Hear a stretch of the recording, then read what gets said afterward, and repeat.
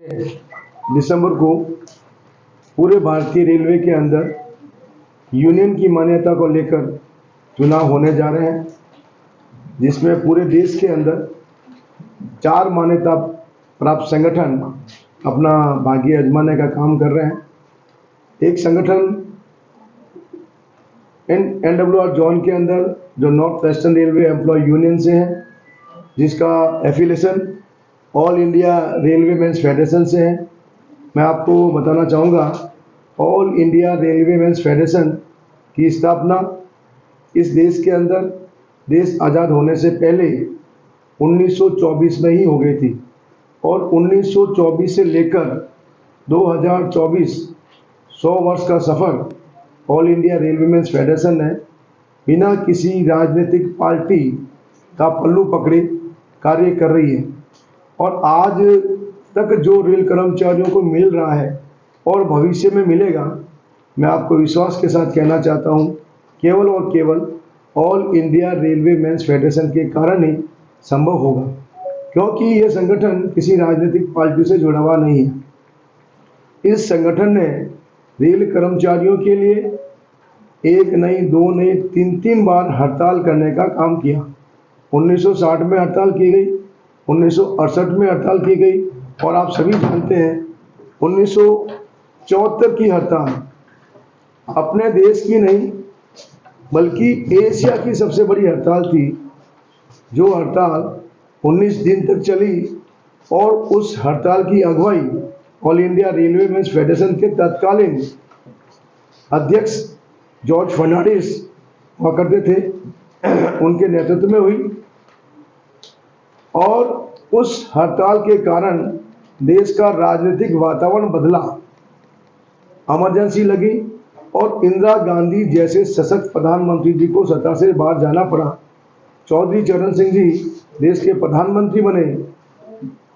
All India railway mains Federation के तत्कालीन महामंत्री प्रोफेसर मधु दलपति जी को रेल मंत्री बनाया गया, और उन्होंने पहली बार स्ट्राइक 74 में हुई थी, और 79 के अंदर पहली बार रेल कर्मचारियों को बोनस 79 के अंदर 15 दिन का bonus All India railway mains Federation की स्ट्राइक के कारण मिलना आरंभ हुआ।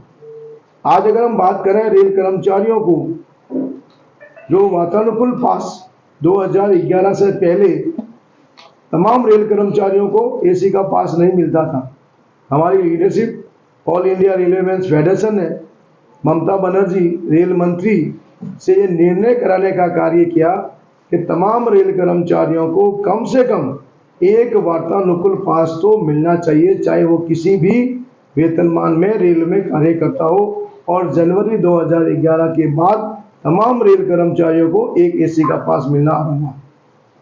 मैं आपको बताना चाहता हूँ, लार्जेस्ट योजना हमारे लीडरशिप कॉमरेड श्री गोपाल मिश्रा जी ने रेल मंत्री जी को ये कहने का काम किया कि भाई 55 साल के बाद, वैसे तो बुढ़ापा 50 के बाद झलकने लग जाता है, लेकिन 55 के बाद तो स्थिति ये हो जाती है, हमारे रनिंग के साथी, हमारे ट्रैकमैन साथी, हमारे इलेक्ट्रिक के साथी, हमारे ऑपरेटिंग के साथी अपने कार्य के अंदर वो क्षमता नहीं रख पाते जो एक युवा स्थिति में होता है।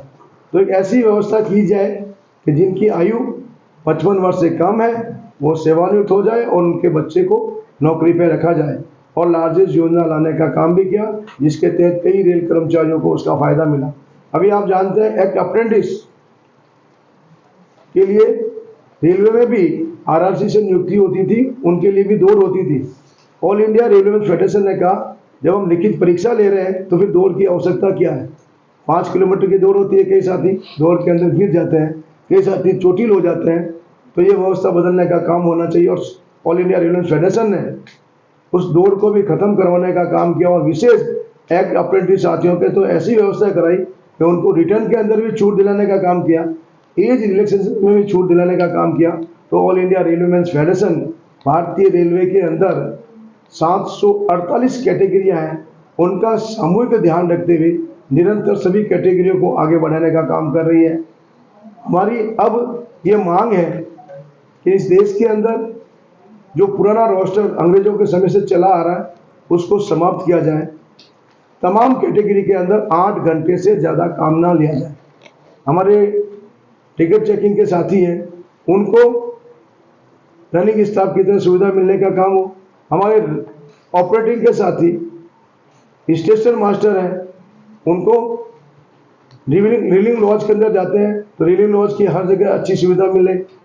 हमारे जो रनिंग के साथी हैं, तमाम कैटेगरियों के भत्ते बढ़ने का काम हुआ, लेकिन रनिंग के साथियों के किलोमीटर रिवाइज होने का काम नहीं हुआ। वह मामला भी रेलवे बोर्ड के अंदर है और हमारी लीडरशिप ने ये विश्वास दिलाया है कि इसका भी शीघ्र निपटान कराया जाएगा।